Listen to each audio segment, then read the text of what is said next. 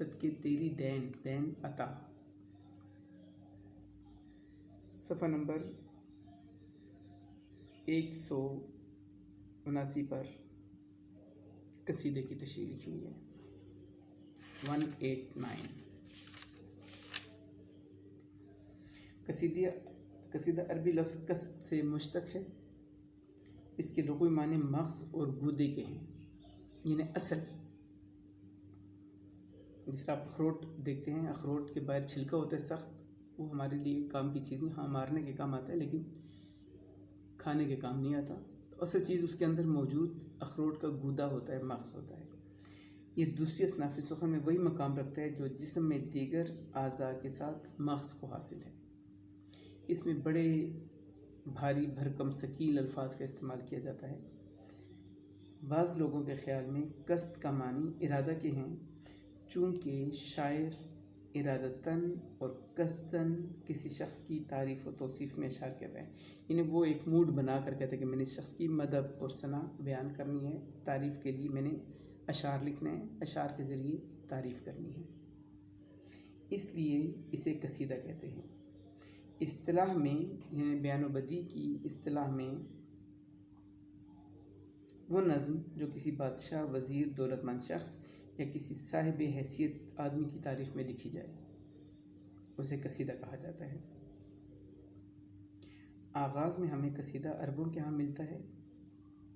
زمانہ جاہلیت میں عرب لوگ اپنی شاعری میں اپنے قبیلے کے لوگوں کی بہادری کے قصے، گھوڑوں اور تلواروں کی تعریف اور جنگ و جدل کے واقعات بیان کرتے تھے. عرب جب فاتح کی حیثیت سے ایران آئے تو قصیدہ بھی ایران پہنچا. جب مسلمان برصغیر پہنچے تو درباری شاعری کے ساتھ ساتھ برصغیر اور پاک و ہند میں آئے. آغاز میں قصیدہ فارسی زبان میں کہا گیا. اردو میں قصیدہ کا فن دکن سے شروع ہوا. مثال کے لیے سودا کا قصیدہ بحر بیکراں دیکھیے. محسن کاکوروی کا ایک مقبول زمانہ قصیدہ، یہ مقبول لکھا ہوا ہے. مقبول زمانہ قصیدہ: سمت کاشی سے چلا جانب متھرا بادل، برق کے کاندھے پہ لائی ہے صبا گنگا جل. یہ متھرا آپ کے کالج کے قریب والا نہیں ہے، انڈیا کا ہے. اور یہ وہی قصیدہ ہے جس سے 7 اشعار آپ کی کتاب کے لیے منتخب کیے گئے ہیں. آپ دیکھ لیں، قافیہ ردیف ایک ہی ہے ان کا. اب قصیدے کے کچھ اجزاء ہوتے ہیں. آپ نے صرف ان اجزاء کے نام یاد کرنے ہیں، کیونکہ اکثر فرسٹ ایئر میں اگر سوال آتا ہے تو اس میں یہی کہا جاتا ہے کہ قصیدے کی تشریح بیان کریں اور اس کے ارکان بیان کریں. اگر آپ اس کی تعریف یاد کر لیں تو بہت ہی بہتر بات ہے. تشبیب، اس کو تمہید بھی آپ کہہ سکتے ہیں. تشبیب کا مطلب ہے شباب کا ذکر. قصیدے کی تمہید کو تشبیب کہا جاتا ہے. قصیدے کے اس حصے میں شاعر شراب و شباب کے قصے بیان کرتا ہے. حسن و عشق کا ذکر بڑے جوش و خروش سے کرتا ہے. گریز ہٹنا بچنا، گریز کر دینا یعنی کسی چیز سے ہٹ کر بچنا. اب وہ اس موضوع سے ہٹ کر تعریف کی طرف آنے کے لیے کچھ 2-4 اشعار یا کچھ سے کم و بیش اشعار کہہ کر تعریف کی طرف رخ کرتا ہے. گریز کا مطلب ہے کسی چیز سے بچ کر نکلنا، یعنی وہ جو تشبیب تھی، جو حسن و عشق کا بیان تھا اور ادھر ادھر کی باتیں تھیں، ان سے ہٹ کر اصل موضوع کی طرف.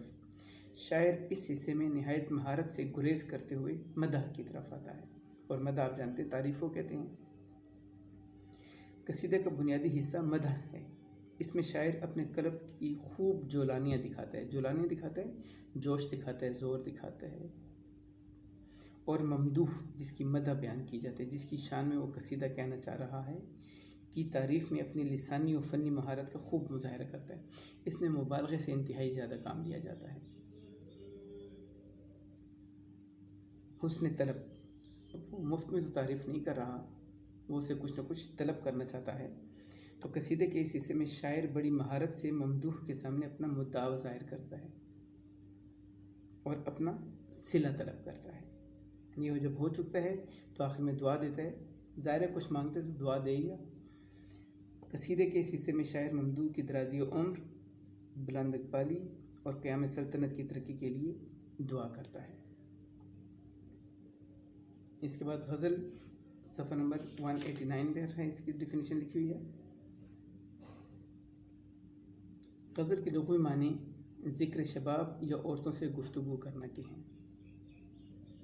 یہ تو اس کے شاعری کے حوالے سے معنی ہو گئے۔ لغوی معنی نیز ہرن کے منہ سے خوف کی حالت میں جو دردناک چیخ نکلتی ہے اسے بھی غزل کہتے ہیں، چونکہ غزال اس کا نام ہے تو غزال کی غزل، مگر اصطلاح میں حسن و عشق کے معاملات کا بیان یہ قدیم زمانے میں تھا۔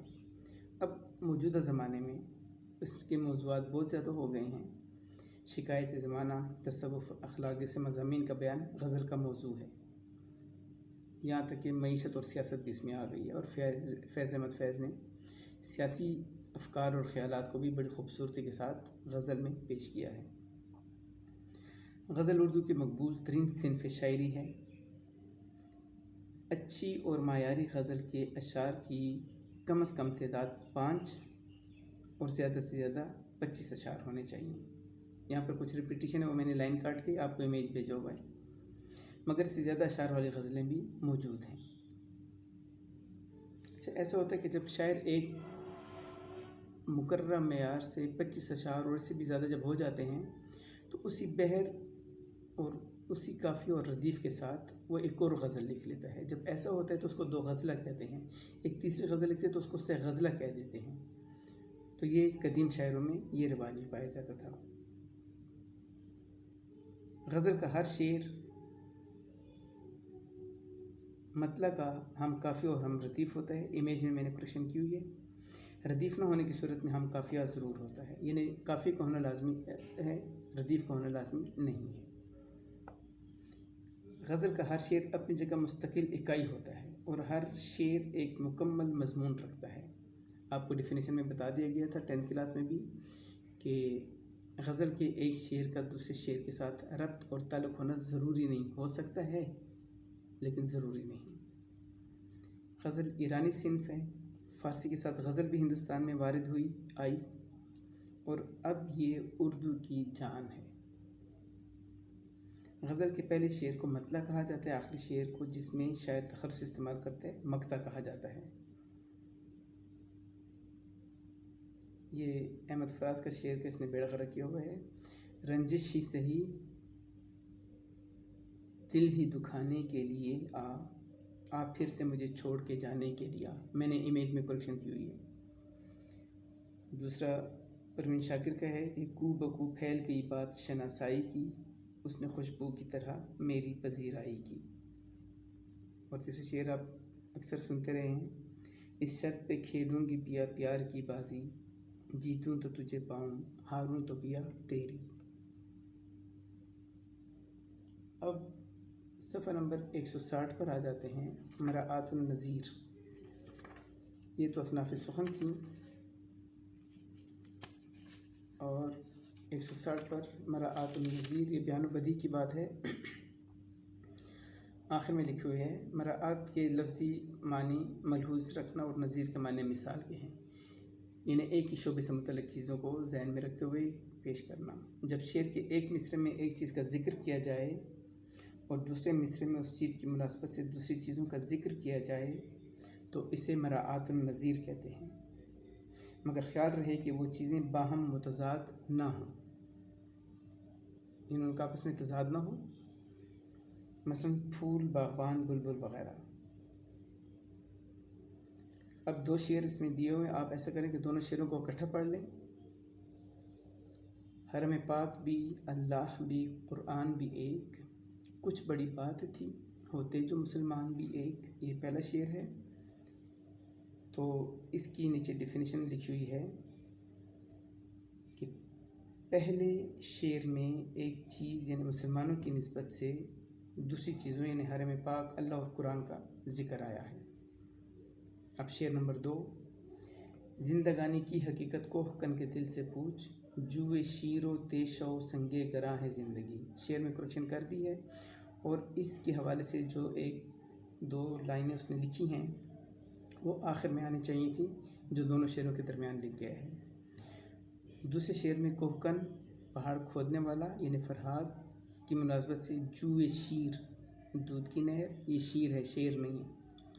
تیشا پہاڑ توڑنے کا آلہ، پتھر توڑنے کا آلہ، اور سنگ گرام بڑا پہاڑ بھاری پتھر کا ذکر آیا ہے۔ یہ سب مرات و نظیر کے زمرے میں آتے ہیں۔ اب جہاں تک بات ہے تشبیہ کی، صفحہ نمبر 138،